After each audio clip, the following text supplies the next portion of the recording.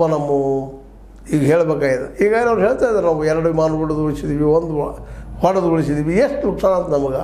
ಅದು ನೀವು ನಮ್ಮ ರಾಷ್ಟ್ರವನ್ನು ಹೇಳಬೇಕಾಗಿದ್ದೀವಿ. ಸರ್ಕಾರ ಇದ್ದಿದ್ದು ಎಷ್ಟು ವಿಮಾನ ಕಳಿಸಿದ್ರಿ. ಈಗಾಗಲೇ ವಿಮಾನಗಳನ್ನ ಎಲ್ಲ ಹೊಳೆ ಬಂದವ, ಮರಳಿ ಬಂದು ಪೈಲಟ್ ಹೇಳಿದ್ದಾರೆ. ಅದರ ಮೇನ್ ಒಬ್ಬ ಏರ್ ಮಾರ್ಷಲ್ ಹೇಳಿದ್ದಾರೆ, ಇಲ್ಲ ಅಂತಲ್ಲ.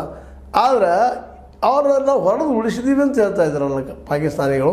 ಎಷ್ಟು ಹೊಡೆದು ಉಳಿಸಿದ್ರು ನಿಮ್ಮದು ಅಂತ.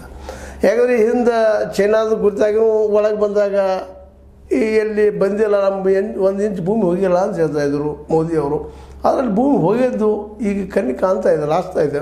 ಹಂಗೆ ಇಲ್ಲೂ ಸಹಿತ ಅವ್ರು ಕೇಳ್ತಾ ಇದ್ದಾರೆ, ಇಲ್ಲ ವಿಮಾನ ಬಿದ್ದಿಲ್ಲ ಅಂತ ಹೇಳ್ತಾ ಇದ್ರು. ಆದರೆ ಅವ್ರು ಹೇಳ್ತಾ ಇದ್ದಾರಲ್ಲ, ಎಲ್ಲಿ ನೀವ್ಯಾಕೆ ಹೇಳ್ರಿ, ನೀವು ಹೇಳಿದಕ್ಕೆ ನಾವು ವಿಮಾನ ಬಿದ್ದೋದು ಅನ್ನೋ ಅಭಿಪ್ರಾಯ ಅವ್ರದ್ದು. ಈ ವಿಚಾರದಲ್ಲಿ ಸಚಿವ ಜಯಶಂಕರ್ ಮೌನ ವಹಿಸಿದ್ದಾರೆ. ಅವರು ಬಾಯಿ ಬಿಡುತ್ತಿಲ್ಲ. ಅದೊಂದು ಲೋಪವಲ್ಲ, ಇದೊಂದು ಅಪರಾಧ. ದೇಶಕ್ಕೆ ಸತ್ಯ ತಿಳಿಸಬೇಕೆಂದು ನಾನು ಮತ್ತೊಮ್ಮೆ ಒತ್ತಾಯಿಸುತ್ತಿದ್ದೇನೆ. ಇದು ಬರೇ ದೋಷ ಅಂತಲ್ಲ, ಲೋಪ ಅಂತಲ್ಲ, ದೊಡ್ಡ ಅಪರಾಧ.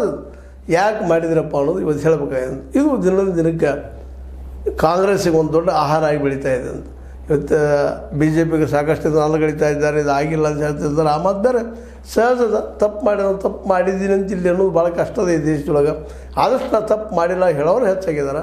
ಹೀಗಾಗಿ ಈ ಜಯಶಂಕರ್ ಅವ್ರನ್ನ ಇವತ್ತು ನಂಬೋ ಸ್ಥಿತಿಯೊಳಗೆ ಈ ವಿರೋಧಿ ಪಕ್ಷಗಳಿಗೆ ಇಲ್ಲ ಅನ್ನೋದು ಅಷ್ಟ ಸತ್ಯದ.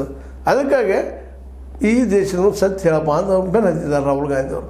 ನಿಜವಾಗಿಯೂ ಇದು ಹೇಳಿದ್ದು ಸರಿನೋ ತಪ್ಪೋ ಅದು ಬೇರೆ ವಿಷಯ. ಬಟ್ ವಿರೋಧ ಪಕ್ಷಗಳಿಗೆ ಮಾತ್ರ ದೊಡ್ಡ ವಿಷಯ ಸಿಕ್ಕಿದ್ದು.